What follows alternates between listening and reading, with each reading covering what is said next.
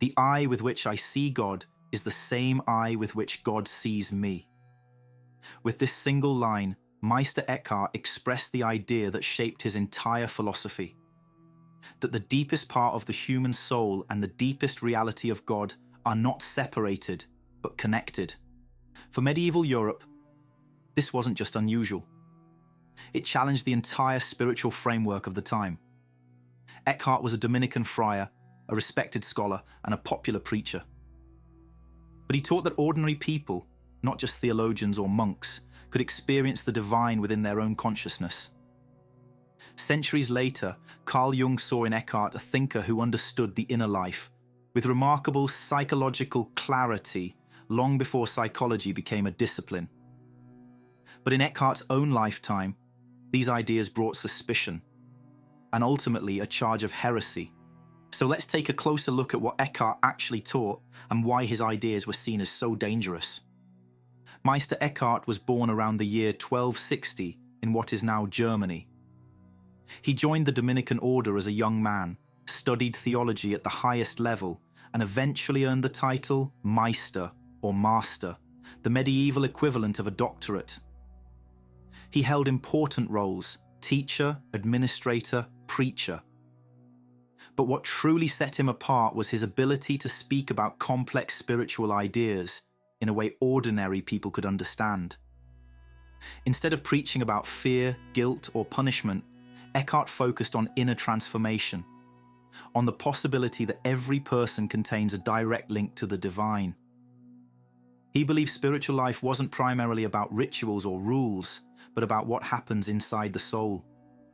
This approach made him popular, and it also made him dangerous to the church. A central idea in Eckhart's teaching is what today we might call the ego, the restless, anxious, controlling part of ourselves. He described it as the false self. It's the voice that constantly asks, "What do others think of me? How do I protect my image? How do I stay in control?" Eckhart believed this inner noise blocks us from experiencing reality as it is. When the mind is crowded with fear, ambition, and self-importance, we lose contact with what is deeper. In modern terms, this sounds like rumination, identity anxiety, or overthinking. Eckhart understood it all centuries before psychology gave these patterns names. His solution was not to fight the ego, but to become aware of it and gradually detach from its demands. Only then, he said, can the soul discover its true nature. Eckhart believed that almost all inner conflict comes from one place: our tendency to cling, to ideas, to outcomes, to identity, to control. He called the antidote detachment. But by that he didn't mean coldness or indifference. He meant freedom. For Eckhart, detachment is the ability to let reality be what it is without constantly twisting it through the lens of our fears and desires. Most of us live in a state of subtle tension. We want people to see us a certain way. We want situations to unfold exactly as we imagine. And we want life to cooperate with our preferences. Eckhart saw this as a major barrier to spiritual clarity. When we cling to our own will, when we insist that life must follow our script, the mind becomes crowded and reactive. And in that state, it becomes almost impossible to perceive anything deeper than our own expectations. So, detachment for Eckhart is not withdrawal from life. It's relaxing the inner grip we place on everything. It's loosening the tightness of the ego so that the mind can return to a more natural, quiet state. He said the mind becomes clearer not by effort, but by releasing the unnecessary. When we stop trying to force insight, insight appears. When we stop trying to control life, we begin to participate in it more freely. This inner stillness, not passivity or emptiness, but a state of unforced presence, is where Eckhart believed the soul becomes receptive to truth. Not truth as a doctrine, but truth as lived experience. To reach this stillness, Eckhart said the soul must pass through something he called the desert. The desert is what happens when our usual ways of defining ourselves begin to break down. It's not a geographical desert. It's an inner landscape. It can appear during moments of transition, when a relationship ends, when a career shifts, when long-held beliefs collapse, or simply when we feel disconnected from the meaning we once took for granted. Eckhart believed these moments are not failures of the spiritual life. They are the spiritual life. He saw the desert as the moment when the structures of the false self start to dissolve, when the ego can no longer maintain its normal strategies. This can feel uncomfortable. We may feel lost, uncertain, or exposed. But for Eckhart, this stage is necessary because it reveals what was holding us back. When we're in the desert, we notice how much we relied on external things to feel secure or valuable.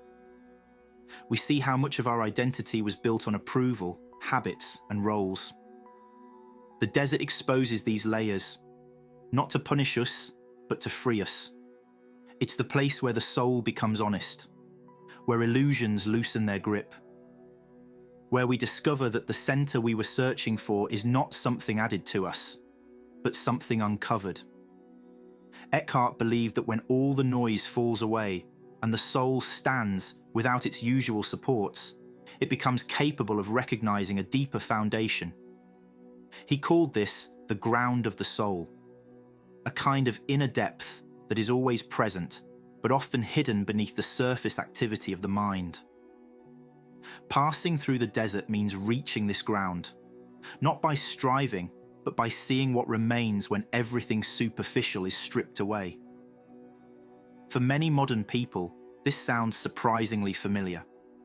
Moments of identity, crisis, burnout, or deep introspection often resemble the exact process Eckhart described centuries ago. He would say these moments are not signs you're falling apart, but signs you're falling deeper into the truth of who you are. This leads to Eckhart's most controversial idea, that God is born in the soul. He didn't mean this metaphorically. He meant that when the ego becomes quiet enough, a deeper awareness emerges, an awareness that feels unified with something greater than the individual self. This is why he said, "We are all meant to be mothers of God, for God is always in need of being born." To Eckhart, the divine wasn't out there, but something that awakens in here when the inner noise settles. It was a bold claim, one that challenged both the hierarchy of the church and the conventional understanding of spirituality. If God can be experienced within, then no institution can claim exclusive access to the divine. It was only a matter of time before Eckhart's teachings attracted attention from church authorities. Some of his statements were taken literally rather than in their mystical context. Others were misunderstood, and some were simply too radical for the era. In 1326, he was formally accused of heresy. Eckhart defended himself calmly and confidently, saying he never intended to contradict church teaching and that any errors were misunderstandings. But the climate of the time was not in his favor. He died before the final verdict, but after his death, the church condemned several of his propositions.